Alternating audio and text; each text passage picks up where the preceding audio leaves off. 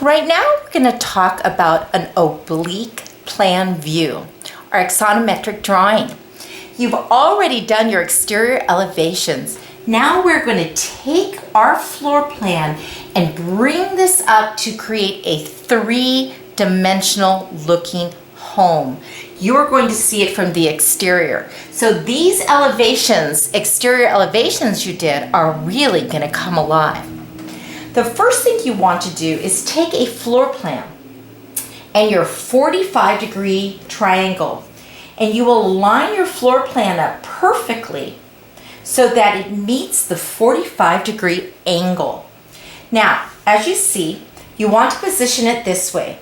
We will be looking at the house from the two sides you have already drafted. The one side here and the front of the house here.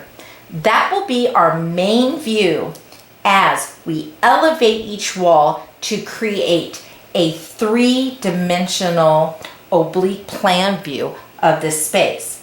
So, first thing you want to do is take your floor plan, a copy of it, align this up perfectly, and make sure you tape it down very securely.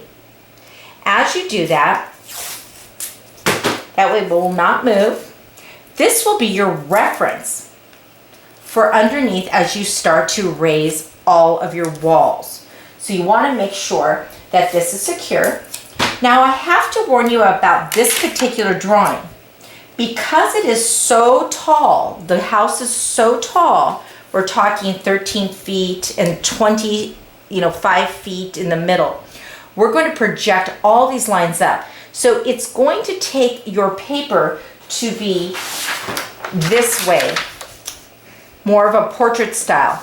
I know in the past you've been using your title block and done everything landscape, however, it will not fit. So as you're blocking this out, make sure that you also grab a piece of paper, and in this case you might want to do vellum, a piece of vellum. It might be worth investing in the vellum, and try to kind of, paste it here so that you have as much room on the top as possible. That way you can project up. So once you get this set up, make sure you've got a lot of room up here, then you'll go ahead and tape that down. And once we get it nice and secure, we can start to project based on the all of the dimensions we already have. We can start to project up. You've seen my lectures and you understand the concept. Everything is all about our triangle. So we love this triangle. I'm using a green one to really help show that how we utilize the triangle. Remember, there are three axes, X, Y, and Z. So now you have this securely lined up. What we want to do is we want to follow the floor plan. So we go ahead and we will, outline all of just the little shell area. And I like to do all the one lines all the same. And here, I'm going to raise that up. Oopsie. I want to make sure that gets under there good. I don't want to shift the paper. And you just follow along the floor plan. So this really is, so basically it's just like, doing your lines this way, then you flip the triangle and then you connect it. So right now, you're basically just doing a little ghost outline of this the floor plan for this axonometric. And we will do the whole outside, because really it's only the outside you're going to see. You may not even see that back wall. I'm just kind of doing a little ghost outside. So once I have this front area outlined, this is when you want to project up. Remember, all of the corners will be projecting up, and we're creating a three-dimensional look. So this is why you always want to block drawings out. You're going to have a lot of lines going up. And so at every corner, you can even project a door. You know what that's going to look like from this corner. And pretty soon, this entire space is starting to come alive. So every corner you can project up, and we're creating that's a part of the window. And and you're going to create this three-dimensional space. Now, you're just not randomly pulling lines together. you are doing them to scale. What are our scales? Well, we have those critical dimensions from last time. Remember, the sides of the walls are 13 feet. Remember, we use a 1/4 inch scale, so we go up 13 feet here. And oops, 13 feet on this side. And this will help us to determine our walls. Oh, this is all the way over there. That's how long, that's the sides. Now, we figure out what is the middle of this space so we can get the perfect pitch of the house. So we measure the overall middle and we just, so I have, right now, this wall is 22 feet, so I'm gonna go 11 feet right here. Okay? And at that 11 feet, I will project up 26, or I think it's 25 and 6 inches. This is becoming my back wall. And I hope this isn't too confusing, but really once you start doing it, it really comes together. So the highest this roof point was 25.5 feet. Right to there. So I didn't go quite far enough. Like I said, this takes up a lot of space, as you see. So we want to make sure that we are nice and got a lot of room. So now I have my highest point. This is 25 feet 6 inches, and these two areas that are, and I didn't bring that up, 13. And the cool thing is, you don't even really need to do both sides. All you really have to do is do this, and that tells you exactly where those meet. So we have the 2 side walls, the top. Now all you do is connect them. Boop, oops, I slid. This is why I'm glad I'm blocking this out. I'm connecting that to the dot, and I'll connect it on this side to the exact area. Now suddenly I have a roof line. This becomes even simpler and simpler. I don't even have to measure the front part of this wall, because now all I have to do is bring these lines forward, and it gives me the heights. And I can do that over here. Bring in this line forward, and it gives me the heights of these 2 side walls. So what we have here is, now we're starting to really develop the shell.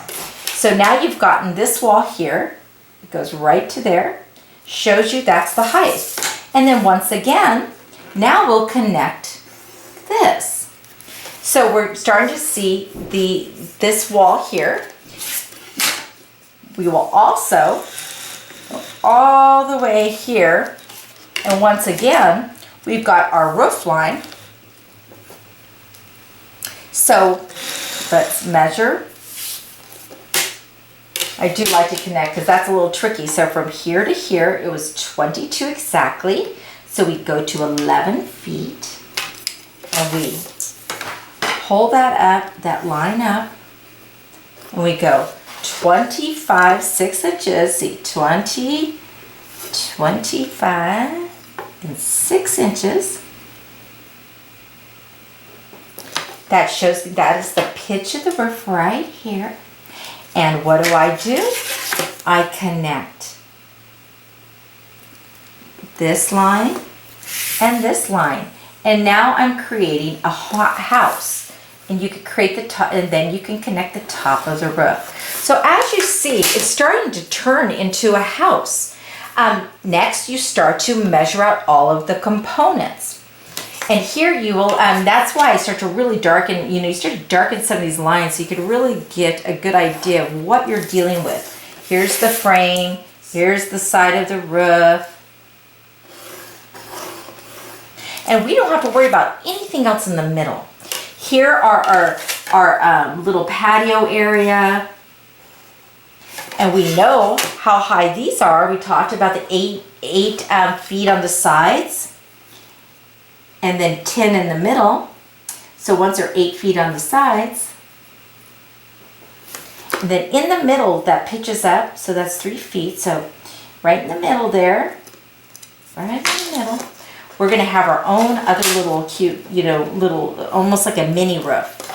So we go up 10 feet here. See, I have a point here, here, and here, and I connect those. Oops. It's very steep at this weird angle, so. And now we're starting to get an idea of how these look. Now we connect that to the house on both sides. This is the little roof. And all you are is you're flipping, and you're flipping all the various components back and forth. See, suddenly, this is kind of, oops, that looks a little strange. I didn't quite do that right. Sorry about that. But you will start to connect the dots here, creating the pitch. So it's just like this roof. So remember, 13 feet, 25 feet, connect. And that's what gives us the pitch of the roof. Here we have this side window. You know the height and the width of it. So you just go ahead, once you figure out the height of this, you measure that out, and you probably have your 1/8 inch. This is 1/8 inch, remember, but you probably have your 1/4 inch. But when you measure out the height of that window, from the floor, it's 12 feet. So go up 12 feet in 1/4 inch, 12 feet. That's right there. And I just use my triangle, and there it is. I now have the height of the window. I use the triangle this way to give me the box, the whole boxed view, and the triangle this way, triangle this way. And you see how we have a whole boxed out window. Then you create and start filling in the gaps. What else is on that side? We also have another little window. That is when we scale, we go over from wherever the corner of that is. Right now, that window, and this is 1/8 inch, that window is exactly 4 feet from the large window. So, from this little corner, that's where the window ends, we go 4 feet right here. That's where that window starts. So we will put a vertical line, and I know that those windows are not very big. They're only, let's say, they're only 4 feet. So we're gonna go 4 feet from that moment to there, and boom, we now have the width of our window. Now we also need the height of our window. So let's see what that looks like. The height from the windowsill, we can certainly measure right here. And that is right to the sill is 3 feet. So as you start to do this, it's really putting the scale and starting to carve out this space, and it will come to life for you. So the window bottom is right there. This is when it's nice sometimes to just, possibly erase some of these lines so you don't get confused. So you don't know, you don't say, okay, there's my window right there, and you because they start to blend in together after a while. This is why you want to use some of your lighter pencils to block out some of these things. Once it starts coming together, you can darken it. Now, I know that those windows are not very high, but they're about, I believe that they are about 3 feet. So we'll go up the correct amount of height as per your plan, 4 feet, and then we'll create our window. So this is when you can kind of go back and just start to kind of darken some of the components so they stick out. Now, I like to create some depth in my window. So this is a little windowsill, right? So we want to kind of give it a few inches and give it some depth. So you're looking into it. See how you're kind of looking into it now and how it has some style? We'll also add all of our little trims, which gives it more character. So as you start to build it out, creating some look. Now don't forget, we went through all that effort to put some beautiful brick and stone. So if you did a brick pattern on the side of your house, Make sure you are adding that so it looks just like your exterior elevations. So as you create that look and you're doing your lines, remember, we're making a little brick pattern. Let's say if I put brick on the face of this, I would have to be very consistent and see I'm making it look like brick all along the side of the house, just like I did on my elevations. So whatever you do on your elevations, make sure that you are doing it on this axonometric oblique plan view. And so see how I'm starting to make it look like brick all along the side? We will make this look like a picture window.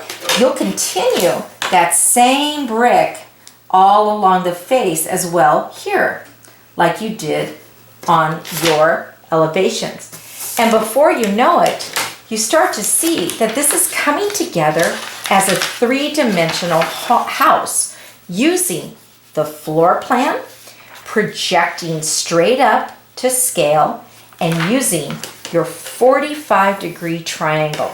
Now you see how large this is. So make sure that on this particular drawing, you go ahead, block it out, and just put a little title block on the bottom with information. Just the name of the drawing and your name. That will be fine for this one since it's so large. Don't forget you're going to be putting a chimney. We have a chimney that will be sticking out, just like you have here. That will go, you know where that is over and where it comes from. It shows you right here. If you elevate this out, it'll show you where the chimney is. So once you get done, you should have a beautiful plan oblique drawing that looks three-dimensional that will really bring your exterior elevations alive. And don't forget to make nice dark lines. You also have to add all your shingling of your roofs. So you'll be running your 45-degree triangle all along here and creating a nice shingle. So whatever you did on your exterior elevations, you will pull it all together to make this look three-dimensional. And I know you all will do a fantastic job.